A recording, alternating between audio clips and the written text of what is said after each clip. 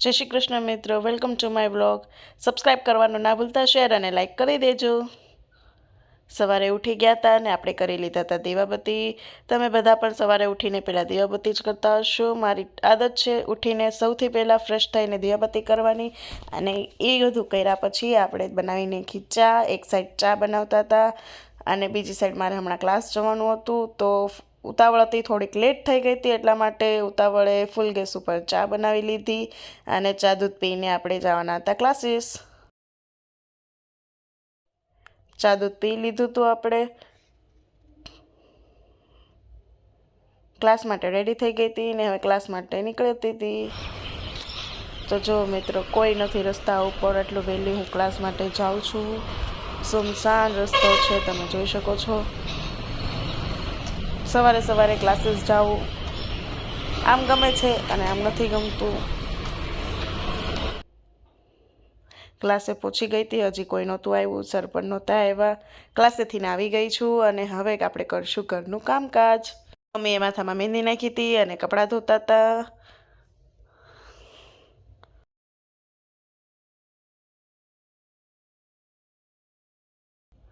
હર્ષ ઉઠી ગયા હતા તો એમને પણ ચા દૂધ પી લીધું. એમને પણ આદત છે, ખાલી ચા દૂધ પીવે છે. એ પણ કોઈ દિવસ સવારે નાસ્તો કરતા નથી. પપ્પા જાગીને દીવાબત્તી કરે પહેલાં, પછી જ બધી વસ્તુ થાય. અને એમની દીવાબત્તી 1 કલાક સુધી ચાલે, રેગ્યુલર છે કે 1 કલાક દીવાબત્તી કરે, કેમ કે બધા જ માતાજીને રોજ જ ચાંદલો કરશે. ક્લાસેથી આવીને પહેલાં બધું સવારનું કામ પતાવી લીધું, બધું સાફ સફાઈ કરી નાખી છે. અને મમ્મી બનાવે છે બપોરની રોટલી. બપોરના જમવાની તૈયારી થઈ ગઈ હતી ને બધા જમવા માટે આવી ગયા હતા. તમે જોઈ શકો છો, બપોરની જમવાની તૈયારી થાય છે. દાદાને મજા જેવું નથી, શરદી થઈ ગઈ છે, એટલે એમના માટે બપોરે ચા બનાવે છે.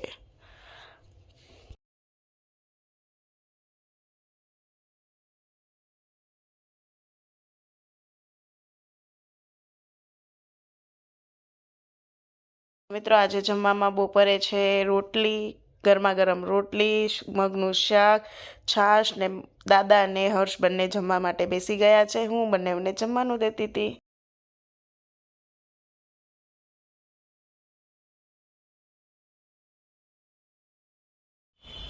મમ્મીનો બર્થડે છે એટલે મમ્મીએ પહેરી લીધી છે સાડી. જોઈ લો તમે લોકો. Mummy happy birthday. Thank you. મમ્મીને વોચ તો સ્પેશિયલ જોઈ જો, વોચ વગર નો હાલે. હા, અને ચાલો બધા હોટલમાં મારો બર્થડે છે, 300 માણસનું જમણવાર રાખ્યું છે મેં, તો આવી જાવ હોટલમાં જમવા. આ મમ્મી અમને લઈ જવાના. ખાવું પડશે પાર્લરમાં? ના, પાર્લરમાં નહીં, ખાલી આવી ત્યાં પીનક લઈ દે તો પછી બહુ સૂટ ન થાય. નહીં, સ્ટોટ થાય છે, વાંધો નહીં, ચાલશે. ચાલો પછી ઓલે સોનાનું બ્રેસલેટ આપી દે મને. મારા બર્થડે માં ગિફ્ટ આપેલ છે સોનાનું બ્રેસલેટ. કાર્તિને જો આપ્યું છે એને તન્મયનું કરાવી દીધું હર્ષે, અને મને બ્રેસલેટ આપી છે. ભાઈ બધા કયો તો ખરી યાર, મારા મમ્મીનો હેપી બર્થડે છે. Thank you. આ જો પોઝ આપો મમ્મી, પોઝ. ચાલો, હું આજે ફોન સાથે નથી લઈ જાતી. તો તું કે કેમ? તો કેમ એટલે કે છે ને બહુ ફોન આવ્યા કરે છે, હેપી બર્થડે ટુ યુ. તો કેટલાક ને થેન્ક યુ કરવું મારે. અંબાણી સાહેબ છે અમારા, સવારથી સાંજ સુધી ફોન જ આવે ન કરો. લગભગ 60 કે 70 ફોન આવી ગયા. હેપી બર્થડે ટુ યુ અને મેસેજ આવે છે, પણ વાંચતા આવડતું નથી ઇંગ્લિશમાં. ચાલો જલ્દી, હમણાં બહુ ઉતાવળ કરતા હતા. સાડી કેમ નથી પહેરતા તમે? સાડી પહેરતા હો તો હવે રોજ એક એક સાડી પહેરી છે. 3 મહિના સાડી પહેરું ને રોજ એક એક, તોય ખૂટે એમ નથી, એટલી સાડી છે મારી. લે મારી હેપી બર્થડે છે તે. અવડી કસ્તે એ ઓડી ચૂકી છે. 5 વાળી મને દેવાની. તમે તો સિલ્ક આપો છો. મમ્મીનો બર્થડે છે આજે.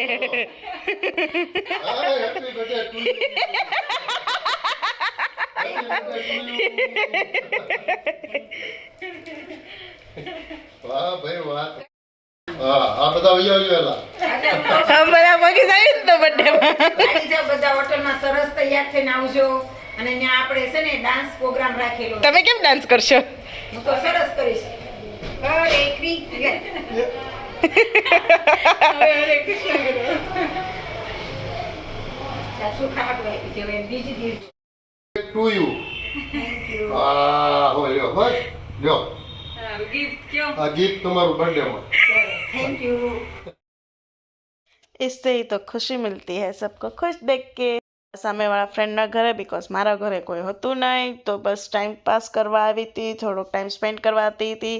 અને બા કે મને વિડીયોમાં લે, બા બહુ ખુશ હતા વિડીયોમાં આવીને, તો એમને વિડીયોમાં લીધો હતો. તો દીવાબત્તીનો ટાઈમ હતો તો હું ફરીથી ઘરે આવી ગઈ અને માતાજીને દીવો કરી નાખ્યો અને બા ઉમરાનો દીવો લઈને જતી હતી. બા તમે બી કરો છો કે નહીં? પહેલાંની જે આપણે પહેલાં રીતિ રિવાજ હતો એ હજી પણ અમારા ઘરે જાળવી રાખ્યો છે. બહાર સાંજે દિયાત્માને ટાઈમ અમે સાંજે દીવો કરીએ દરવાજાની બહાર.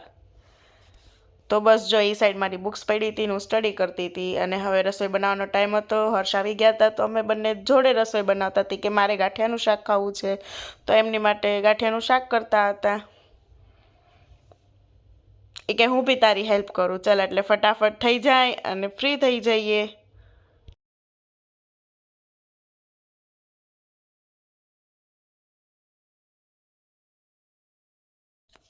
કેટલા કપલ્સ મારી જેવા છે જે બંને મળીને કામ કરે, મતલબ ભલે બધું કામ ના કરતા હોય પણ ઓલમોસ્ટ કાંઈક કામ કરાવે ને થોડીક બી હેલ્પ કરે તો આપણે એમ થાય કે નહીં હેલ્પફુલ પર્સન છે આપણી સાથે. મારા પપ્પા બી મારા મમ્મીની હેલ્પ કરે છે, મારા સસુરજી પણ મારા સાસુમાની હેલ્પ કરે ને મારા હસબન્ડ પણ મને હેલ્પ કરે. અમારા ઘરે તો પહેલેથી જ રિવાજ ચાલતો આવ્યો છે, એવું નથી કે કોઈ નવીન વસ્તુ છે. બસ જો હવે મેં ભાખરીનો લોટ બાંધી દીધો છે અને હવે હું બનાવીશ ભાખરી ને એક સાઈડ એમની માટે મૂકી દીધી હતી ચા. સાંજે જમવામાં હતું ગાંઠિયાનું શાક, મરચાં, ભાખરી, વઘારેલી ખીચડી અને ચા.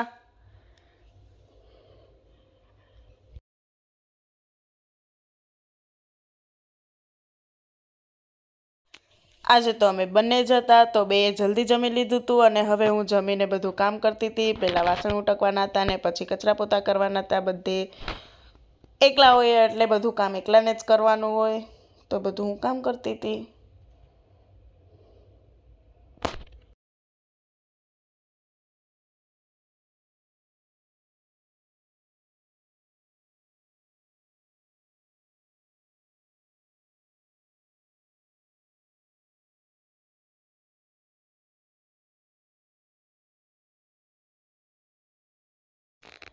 और ये देखो हमारे घर पे तो गेस्ट आ गए हैं.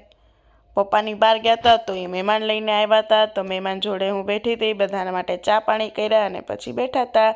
અને આ જો મોંઘેરા મહેમાન આવ્યા છે અમારા ઘરે, ભાણિયાભાઈ આવ્યા હતા ઘરે અને પાછો કહે છે મને ભૂખ લાગી છે. શેવડી જોઈને તો એને ભૂખ લાગી હતી એટલે પછી શેવડી લીધી અને શેવડી ફોલીને ખાતા હતા. એકને દાંત નથી ભાણકીને પણ ઠીક છે તોય એને શેવડી તો ખાવી હતી ભાઈ. અને નાના નખરા જુઓ, મારી પાસે હોય ને એ લઈ લે. આ છે અમારા મોંઘેરા અને કિંમતી અને નાનકડા મહેમાન. શેવડી ખાઈને અમે લોકો બધા ચાલવા ગયા બહાર અને બહાર બધા એક સાથે બેઠા હતા. અમારી રોજની આદત છે, અમે લોકો જમીને બધા જોડે બેસીએ અને માઇન્ડ ફ્રેશ કરીએ.